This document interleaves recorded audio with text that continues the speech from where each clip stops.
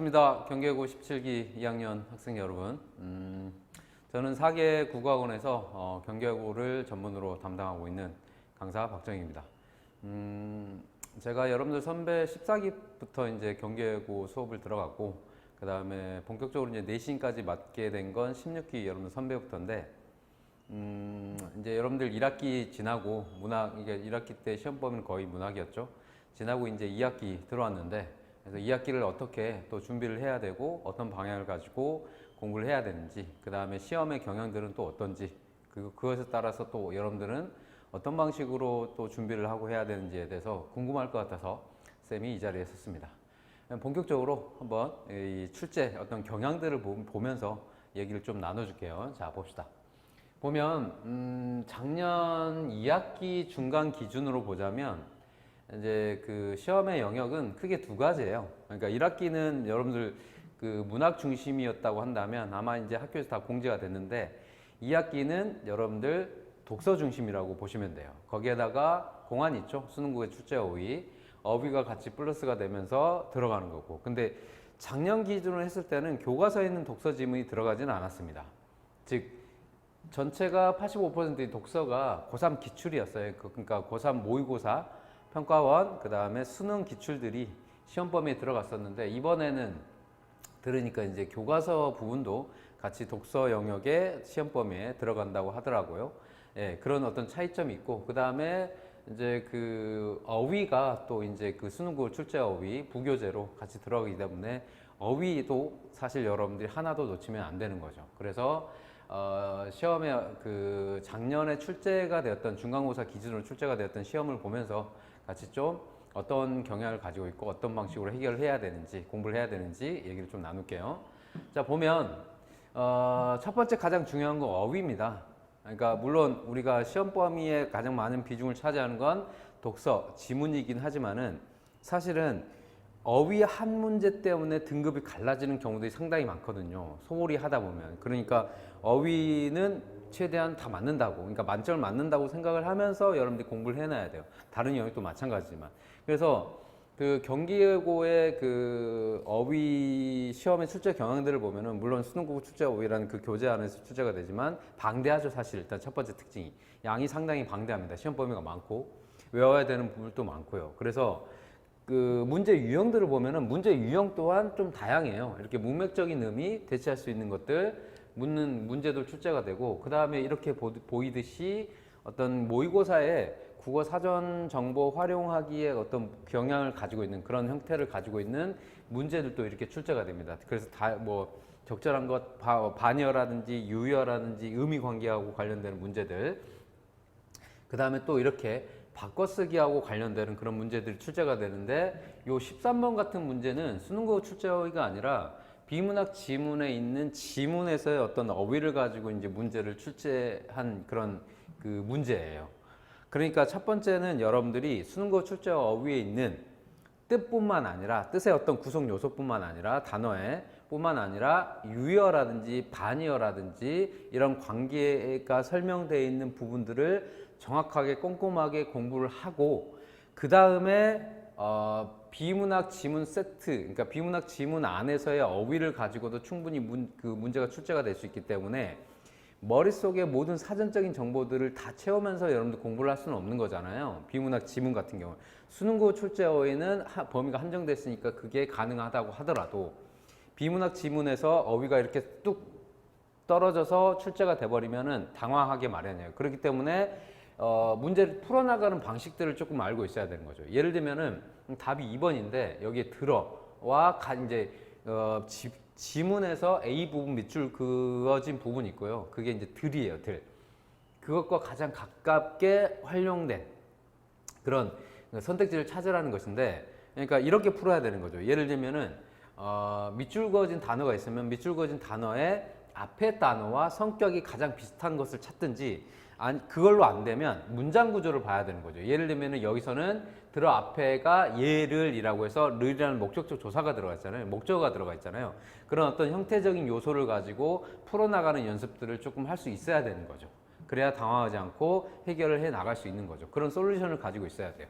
그 다음에 두 번째 출제 경향을 보면은 독서지문 이제 그 출제가 되잖아요. 그랬을 때 가장 많이 선생님들이 경교고 이제 그 선생님들께서 활용하는 문제를 출제하는 활용하는 방식 중에 하나가 뭐냐면 지문 자체의 내용이 변하지는 않습니다. 그걸 어떻게 변형을 시킬 수는 없기 때문에 지문은 그대로 내는데 이제 거기에 딸려 있는 문제들, 모의고사 문제들의 선택지들을 이제 변형을 해가지고 이렇게 이런 방식으로 출제를 하는 거죠. 인과관계를 서로 바꾼다든지 아니면 없는 내용을 집어 넣는다든지 선후관계를 비튼다든지 이런 식으로 이제 선택지들을 변형을 해서 문제를 출제하기 때문에 사실은 이게 그 모의고사 형태이긴 하지만 약간 내신의 스타일로 공부를 해야 되는 부분들이 상당히 있는 거죠. 그래서 내용의 어떤 개념이라든지 지문에서의 어떤 특정 개념이라든지 그리고 의미관계라든지 뭐 인과관계라든지 선후관계라든지 공통점 차이점 이런 관계들에 대한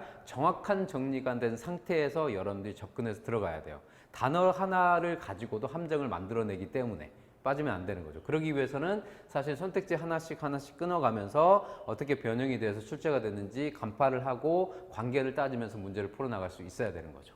이런 것도 마찬가지죠. 그렇죠? 자, 그 다음에 세 번째 출제 경향은 그러니까 모의고사의 형태를 띠고 있지만 또 내신이 결합된 그런 그 문제이기 때문에 범위가 한정적이잖아요. 그러니까 경계고의 전통적인 스타일 중에 하나는 뭐냐면 외부 지문이 막 끼어들진 않아요. 그러니까 공지하지 않은 시험 범위에서 얘기하지 않은 외부의 어떤 그 문학 작품이라든지 외부의 지문들이 끼어드는 경우는 아주 극히 드뭅니다. 그렇기 때문에 결국은 주어진 어떤 그 텍스트 안에서 정확하게 공부를 한 다음에 그 다음에 문제 자체에서는 모의고사 형태로 출제가 되기 때문에 변형이 되고 있는 부분들을 정확하게 여러분들이 인지하고 풀어나가는 연습들을 해 나가야 되는 거예요. 그래서 보면은 모의고사 형태의 문제들이잖아요. 여기 보면 이 내용과 일치하지 않는 것을 일치 불일치 문제, 세부 정보 파악하는 거. 그 다음에 두 번째 여기 보시면은 내용 전개 방식. 그러니까 읽어가면서 이 글 혹은 이 각 문단에 쓰인 내용 전개 방식들도 사실은 의식하고 정리하면서 갈 수 있어야 되는 거죠. 그것뿐만 아니라 여기서 보면은 기억과 니은, 이제 기억과 니은이 어떤 견해거든요. 이 위 지문에서. 그러면 견해의 어떤 공통점이나 차이점, 견해 차이를 묻는 그런 문제들이 모의고사에서 실제로 출제가 되잖아요. 그렇죠? 그것들을 변형한 형태라고 보시면 돼요. 그 다음에 여기도 마찬가지로 보기의 내용들에서 이런 표가 있으면 사실 표의 어떤 숫자들을 바꾸기도 합니다. 경계고에서는. 그래서 이걸 변형을 시켜가지고 또 선택지를 변형시키고 이런 형태의 문제들이 출제가 되고 한 번은 아예 그 새로운 어떤 보기의 내용들을 끌어들여 와가지고 문제를 출제하기도 했어요. 장자 뭐 관련된 어떤 인문 철학 지문에서. 그런 어떤 그 예외적인 경우들도 발생할 수 있습니다. 그래서 정리를 하자면 이 세 가지예요.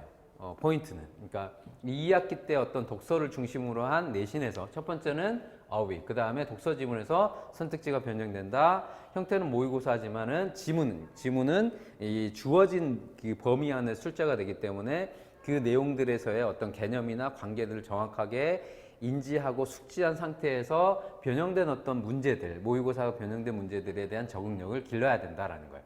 알겠죠? 자, 그러면 이런 특징을 가지고 있는데 4기에서는 그러면 어떻게 준비를 하냐면 첫 번째는 뭐냐면 수업입니다. 사실 수업. 그러니까 시중에 나와 있는 어떤 변형 문제를 푸는 게 물론 조금의 도움이 되긴 하지만은 여기저기 사이트에서 제공하는 그게 궁극적으로 도움을 많이 줄 수 있는 그런 시험의 스타일은 아니에요. 경계고가. 그러니까 첫 번째는 뭐냐면 수업에서 완벽하게 여러분들이 인지하고 이해를 해야 돼요. 그래서 쌤이 여러분들 16기 선배들과 함께 비문학 수업, 내신 수업을 했을 때 한 문장 한 문장을 다 해석을 해줬어요. 그리고 문장 단위별로 문장 간의 관계라든지 문단의 관계라든지 하나하나 다 이해시키고 다 설명을 해줬어요. 그런 식으로 꼼꼼하게 수업을 진행을 해 나갑니다. 그 다음에 두 번째는 여러분들이 이제 그 한정적이긴 하죠. 기숙사 생활을 하기 때문에 주중에 나올 수는 없지만 어떤 방식으로든 주중에 한 번씩 점검을 하려고 노력을 해요. 그래서 예를 들면은 코로나 상황에서는 사실은 이제 한 주는 그 기숙사 들어갔다가 또 한 주는 나오기도 하잖아요. 한 주는 또 온라인 수업으로 진행하기도 하니까 그런 어떤 온라인 수업으로 진행하는 그 주를 활용을 해가지고 친구들 또 학원에 불러가지고 점검을 하기도 하고 그렇습니다. 꼼꼼하게 관리를 하고 그 다음에 또 실전 어떤 테스트가 필요한 부분에 대해서는 실전을 진행을 하고요. 그래서 구체적으로 좀 얘기를 해주자면 교재 같은 경우에는 이런 식으로 선택지가 있으면 선택지의 어떤 근거가 되는 부분이라든지 그 다음에 그 선택지에 대한 설명 얘네들을 하나씩 하나씩 다 달아서 충분하게 이해를 시켜줘요. 그리고 이전에 당연히 지문을 새롭게 구성해 가지고 문단별로 그 지문의 내용들을 정확하게 인지시키면서 수업을 진행을 하고요. 그 다음에 또 복습을 해야 되기 때문에 중요한 키워드들에다가 이렇게 빵빵 일들어서 학생들이 복습을 철저하게 하도록 쌤이 준비를 합니다. 그 다음에 세 번째는 이건 선생님이 만든 변형 문제예요. 그러니까 여기 보기가 있으면 요 숫자들을 바꿔가지고 그리고 선택지들을 바꿔가지고 변형 문제를 출제하는 거죠. 그러니까 요건 이제 시중에 나와 있는 그런 변형 문제가 아니라 제가 직접 만든 변형 문제입니다.